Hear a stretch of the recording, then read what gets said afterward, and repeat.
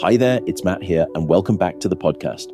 And welcome back to another episode about the human brain and how truly amazing it really is. Imagine this, you're at a family dinner and your cousin casually states that she has always known Wednesday is sky blue. Not metaphorically, not, I've got a bright blue feeling about Wednesdays. What she means with total sincerity is this. When she reads the word, when she sees the letter W, a precise hue of sky blue floods her mind's eye.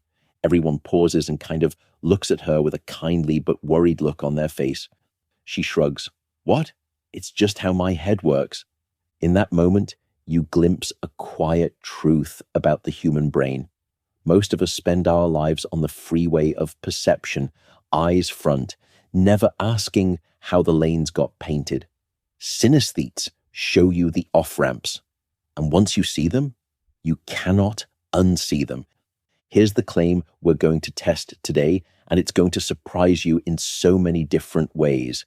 You, yes, you listening, you are a synesthete, not quite in the dramatic Wednesday is sky blue way, but in subtler, more universal ways that shape how you experience reality every single day.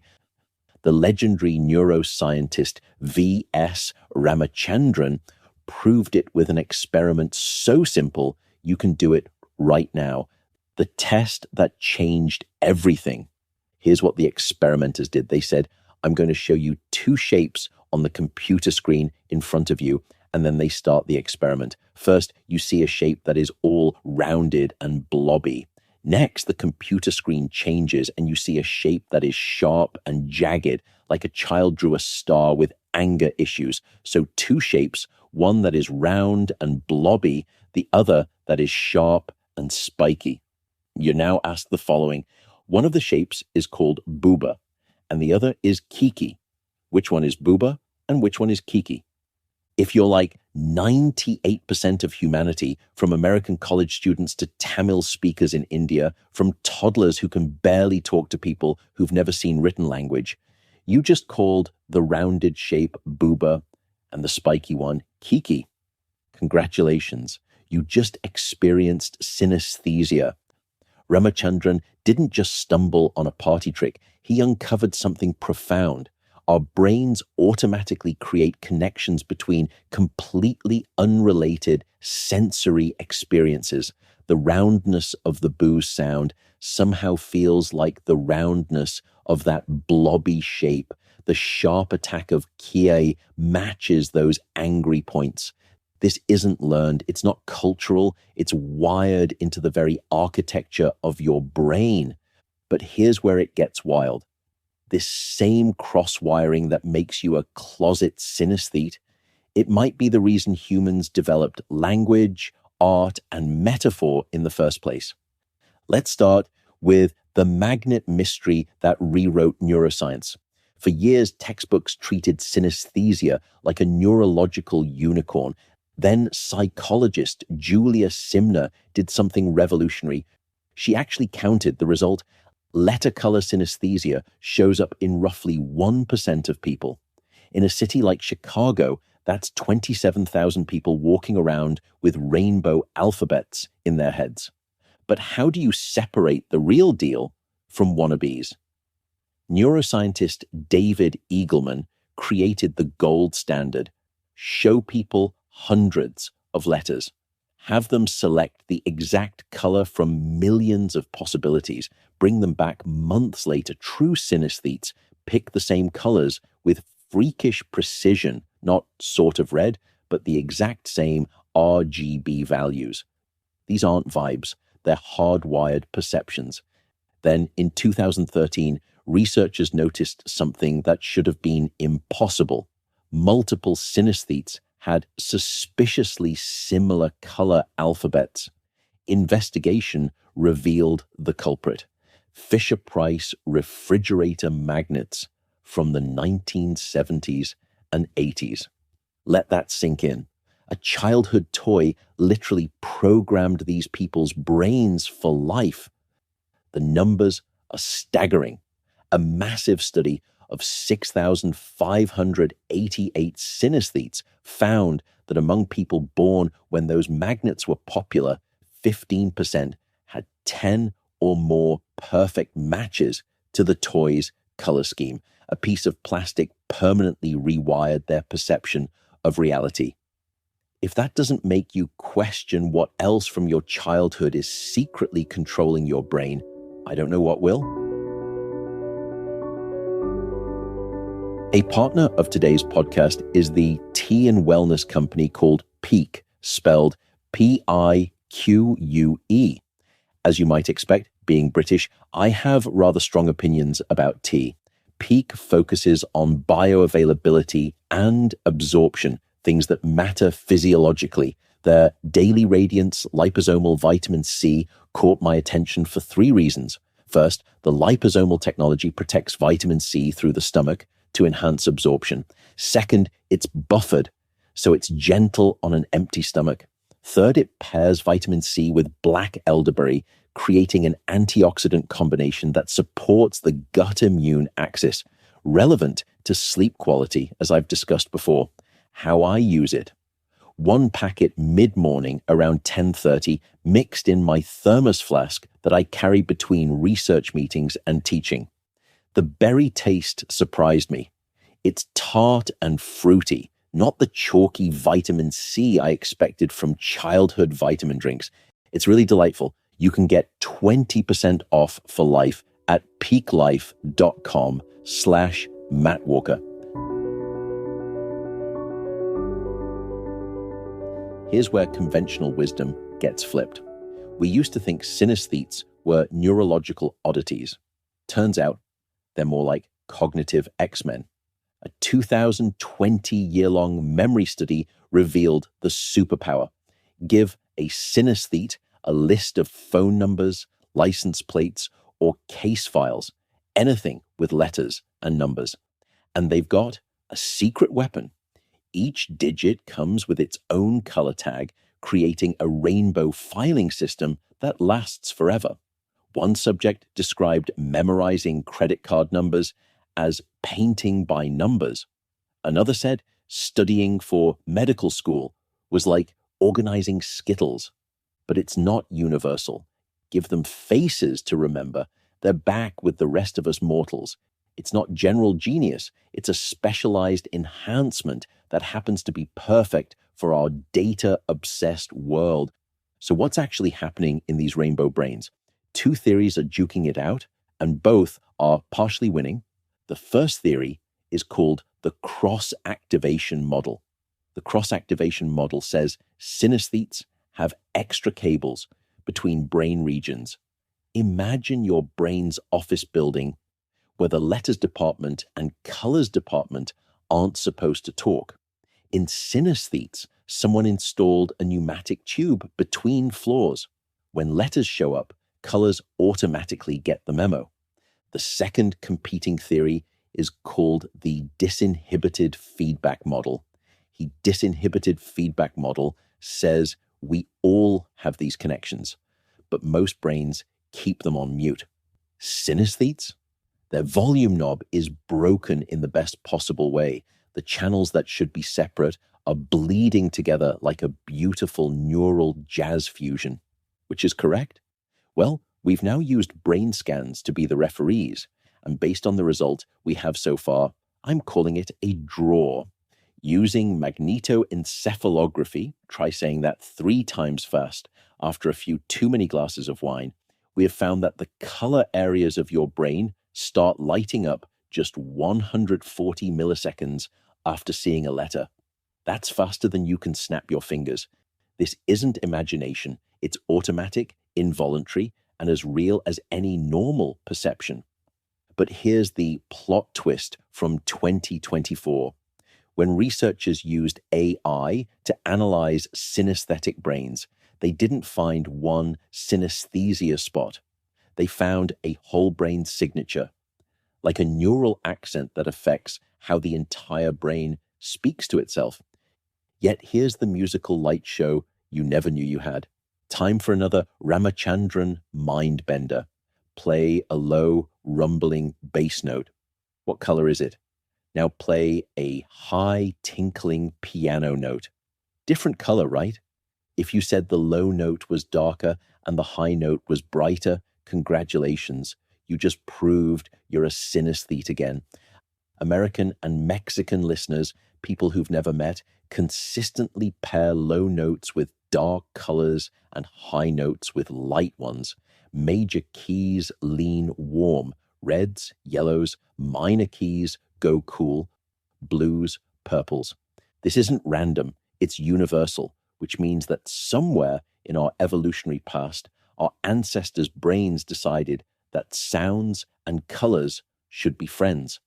Synesthetes just have that friendship turned up to 11. Composer Franz Liszt used to baffle orchestras by shouting things like, "More violet, please," during rehearsals. Musician Pharrell Williams described seeing music as visual karaoke. Duke Ellington said, "I hear a note by one of the fellows in the band and it's one color. I hear the same note played by someone else and it's a different color." They're not being poetic. They're describing their actual sensory experience. So for, it must be at least a decade now, I have been an avid, probably more like rabid consumer of protein shakes.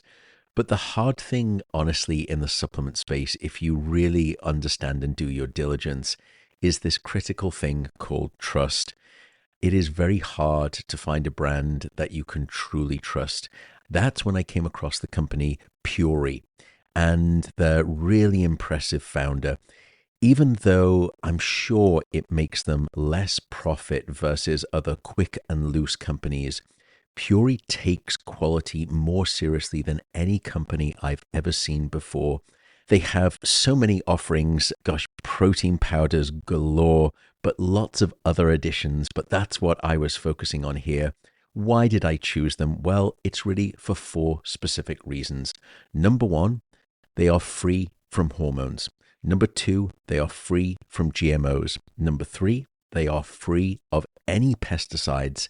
And number 4, and this is the critical confidence part, every single batch is third-party tested for over 200 harmful contaminants, things like heavy metals, etc. All you have to do if you are a neurotic nerd like me, you can even scan the QRI code on the back of the product to get the third-party independent laboratory test results. That's how much trust and confidence they place in their product. By the way, if you want a recommendation, go for the dark chocolate flavored protein powder. It's just exceptional. In fact, it's wonderfully addictive. I didn't just say that. Anyway, it delivers 21 grams of protein per serving. And for folks of my podcast right now, you can save 20%. So go over to puri.com/Matt Walker, and that is spelled PUORI.com, Matt Walker. So again, that is PUORI.com/Matt Walker, and you will get 20% off your product.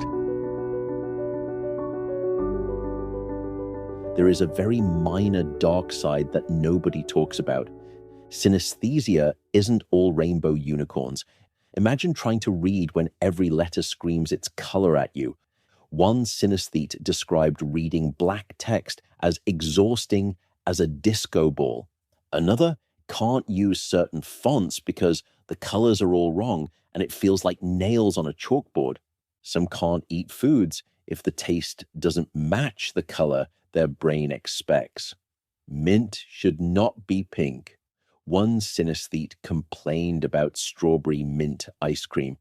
It tastes like lies. And here's the really weird part, the autism connection. Studies found letter color synesthesia appears in 17 to 19% of autistic individuals, 10 times the normal rate. Not because synesthesia causes autism or vice versa, but because both involve brains that refuse to color inside the lines of typical neural development. But can you catch synesthesia, so to speak? In 2012, researchers tried to create synesthetes in a lab. They had people read thousands of colored words: A always red, E always green. After weeks of training, something incredible happened. The subjects started showing synesthetic behaviors. Colors began interfering with their reading. Their brains had begun to wire new connections. But, and this is crucial, they never experienced the automatic involuntary colors that true synesthetes see. You can train the behavior, but the lived experience, that instant flash of Wednesday being sky blue, that remains locked behind a door that either opens in childhood or stays closed forever. I spend an inordinate amount of time at a desk since I'm reading papers, and writing grants. So posture and comfort matter to me a great deal. This episode's sponsor, Uplift Desk, has been my absolute salvation in this regard. More specifically, their superb new Uplift V3 standing desk lets me raise or lower the surface without derailing my train of thought, which, to be honest, is really saying something. The science behind movement at work is really rather clear. Short standing intervals improve circulation, concentration, and even metabolic health. The desk itself is elegant, sturdy, and refreshingly practical. Plus, I can choose the finish and the layout so easily when configuring it online that I don't need a degree in interior design. If you'd like to move a bit more while you work like me, just visit upliftdesk.com/MattWalker and use the code MattWalker. You'll get 4 free accessories, free shipping and returns, and a 15-year warranty. Again, that's upliftdesk.com/MattWalker.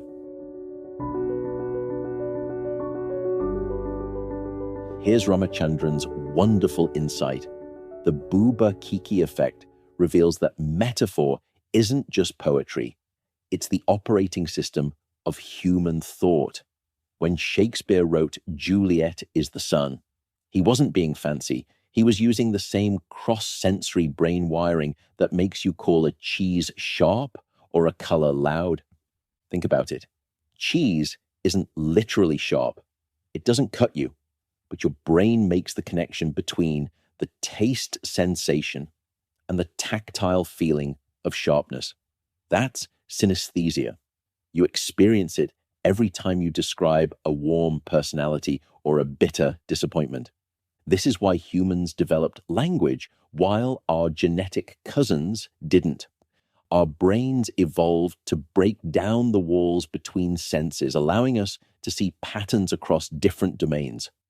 A round sound could represent a round object. A harsh sound could mean danger. These connections, multiplied and refined over millennia, became words, sentences. Shakespeare. You've been a synesthete all along. Remember feeling blue? That's not metaphorical. Studies show that people literally associate sadness with bluer, darker colors across all cultures. The entire genre of the blues isn't named randomly. Your brain genuinely connects emotional and color experiences. Ever notice how your mental calendar has a shape? Maybe December curves back toward January, or summer stretches longer than winter in your mind's eye. That's spatial sequence synesthesia, and most people have it without realizing. Here's one that'll mess with you. Why do we call it a loud shirt? Fabric doesn't make noise, but your brain automatically maps visual intensity to auditory volume. That's your inner synesthete talking. Ramachandran's research suggests these aren't quirks, they're features. The same neural flexibility that lets some people see Wednesday as sky blue lets all of us understand that life can be sweet, victories can taste good, and defeats can leave a bitter aftertaste. If Fisher-Price magnets can color someone's alphabet for life, what else programmed your brain without your consent? That McDonald's jingle from when you were 5? Still there, ready to fire when you see golden arches? The particular shade of your childhood bedroom? It's why certain blues make you feel safe. The sound of your mom calling you for dinner? Your brain permanently filed it under home. We like to think we're rational beings making conscious choices, but synesthesia research reveals the truth. We're all walking around with brains programmed by toys, songs, and experiences we don't even remember. Your perception of reality isn't objective. It's a lifetime of sensory associations stacked on top of each other like geological layers. So what does this mean for you? So your cousin sees sky blue Wednesdays. So what? Here's what. Her brain isn't broken or blessed. It's just running a slightly different operating system than yours. But you're running your own version of synesthetic software every time you describe music as dark, food as rich, or ideas as bright. The next time someone experiences the world differently than you, whether they're autistic, synesthetic, or just weird Uncle Bob who insists carnival rides taste purple, remember this. They're not making it up. Their brain is painting reality with a different palette, but it's pointing toward the same thing we're all trying to do. Make sense of the chaos. We're all synesthetes. Some of us just have the volume turned up louder. And on to the punchline. As one synesthete told their confused barista, how do you take your coffee? In E minor with a splash of violet. Is that before or after the oat milk? During. Always during. And with that absolutely reasonable coffee order, I'll say thanks so much for tuning in. Your brain is doing impossible things right now, mixing senses, creating meaning, building reality from nothing but electrical signals and childhood memories. You're not just listening to this podcast. According to Ramachandran, you're tasting its rhythm, feeling its color, and painting its words across the synesthetic canvas of your mind. How's that for a Wednesday revelation? Even if it's not sky blue, rest well, dream in whatever colors your brain prefers, and I'll see you next time. Bye for now.